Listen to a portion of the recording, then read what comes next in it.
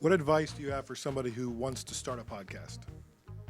Have a really specific, don't do what we did, which is have this general bouillabaisse of a show that you don't even know how to describe it 4 years later as to what it is. Have a really specific idea. Like if I was starting a podcast right now, I would do it about these clickers, because I bet no one has a podcast about these. And I bet you that you could get a lot of people who, for whatever reason, this is a big thing. They make these, they work with these, they're fascinated by these. And you could, if that's 500 people or 1,000 people, you've got something to build off of. Whereas everybody wants to start a podcast where they just talk about, what's up with their life. And if I'm just on iTunes and I'm looking through the hundreds and thousands of podcasts, if it's just what up with this person's life who I've never...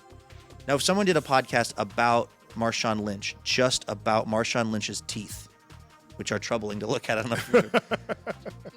I would listen to that if I was scrolling through. Like, the more specific, I would say, the more specific you can be, the better off you are, because there's going to be... I remember my dad's a sign painter, and I remember sitting in my dad's sign shop, and he gets these magazines like Sign Maker. There is a magazine about sign painting, and every sign painter in America subscribes to it because it's the only magazine about sign. It's the most boring thing you've ever seen in your life.